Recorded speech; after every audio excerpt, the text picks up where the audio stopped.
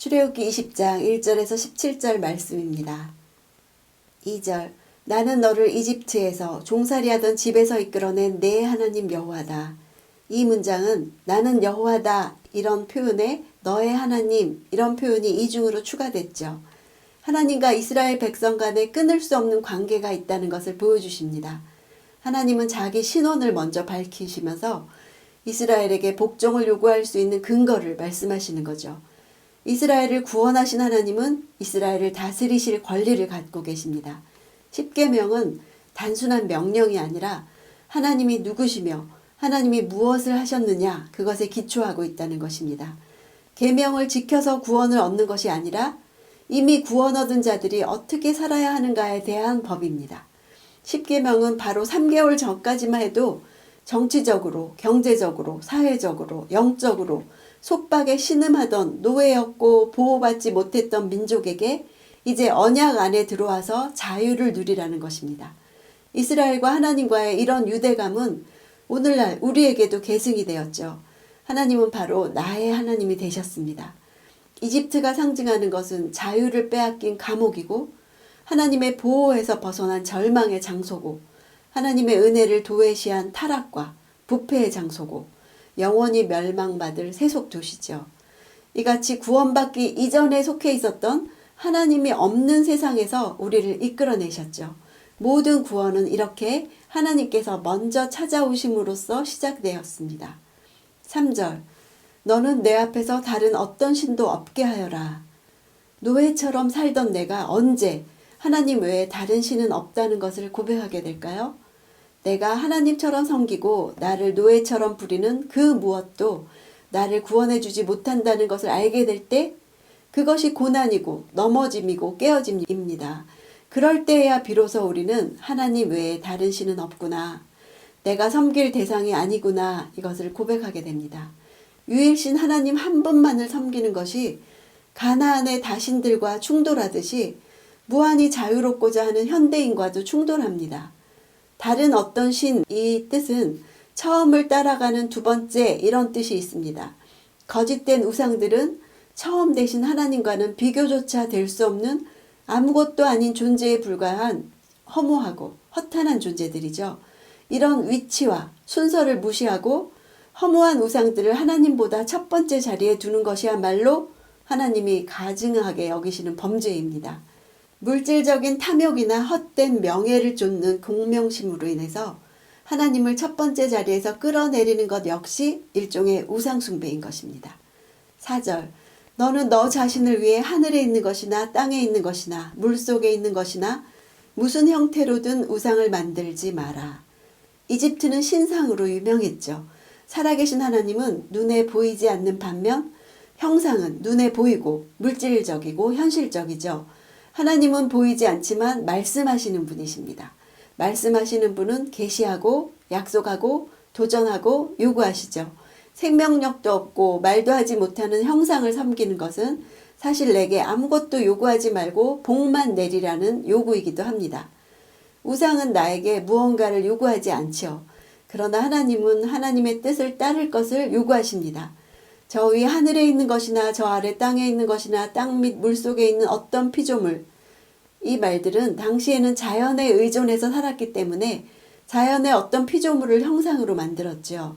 현대사회는 이념에, 경제에, 정치에, 과학기술에, 정보에 엄청난 가치를 부여하고 하나님보다 더 높은 자리에 두죠. 눈에 보이지 않지만 말씀하시는 하나님이 오늘도 나에게 계시하시고 약속하시고 도전하시고 요구하십니까? 8절 너는 안식일을 기억하여 거룩하게 지켜라. 우리는 안식일을 어떻게 지켜야 할까요? 죄의 노예였던 우리들 역시 출애굽, 구원시켜 주셨죠. 또 부활을 통해 죄의 사슬에서 풀어주셨고 하나님께 대한 거룩한 삶을 시작하게 하셨죠.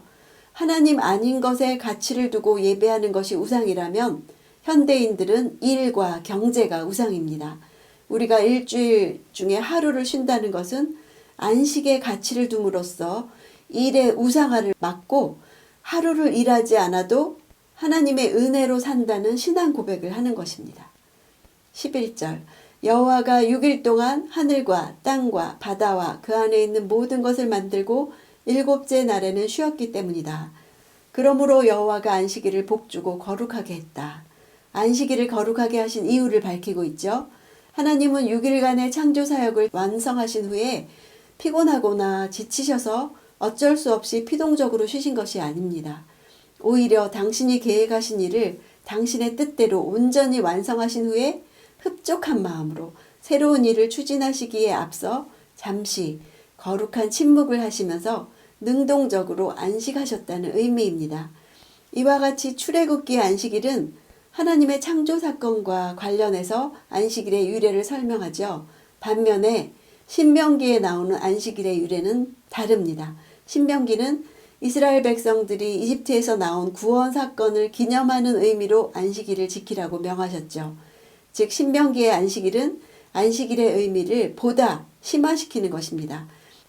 12절 내 부모를 공경하라. 그러면 내 하나님 여호와가 내게 준 땅에서 내가 오래 살 것이다. 부모로서 어떻게 살아야 하는지 우리에게 먼저 책임이 있습니다.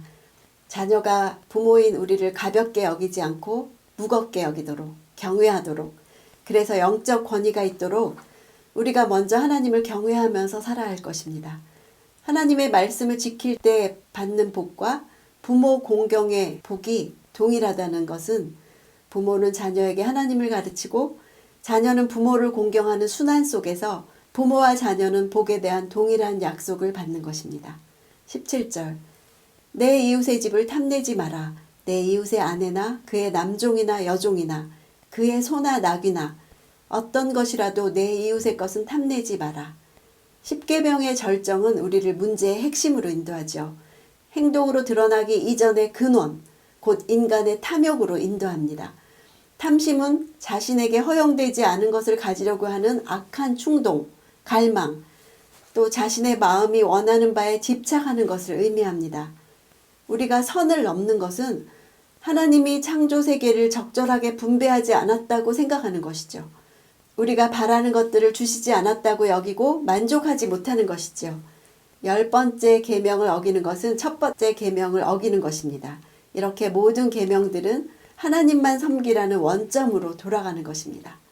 하나님은 십계명을 주시면서 죄인인 이스라엘 자손이 다 지킬 수 없음을 아셨습니다. 그렇다면 왜 주신 것일까요? 피조물을 향한 하나님의 요구 조건은 타락하기 전이나 타락한 후나 동일하다는 것입니다. 인간은 그 마음을 다해 하나님을 사랑하고 이웃을 자신과 같이 사랑해야 하는 존재임은 변함없는 진리입니다. 십계명은 어기면 벌을 받을 것이다. 이런 하한선을 정해놓고 징벌을 강조하는 것이 아닙니다. 오히려 인간 최고의 상한선은 하나님을 마음과 뜻과 힘을 다해 사랑하는 존재임을 강조하는 것이죠. 하나님을 사랑하고 이웃을 사랑하는 것을 지킴으로 인간 최고의 상한선을 복을 받는 그런 삶이 되기를 원합니다.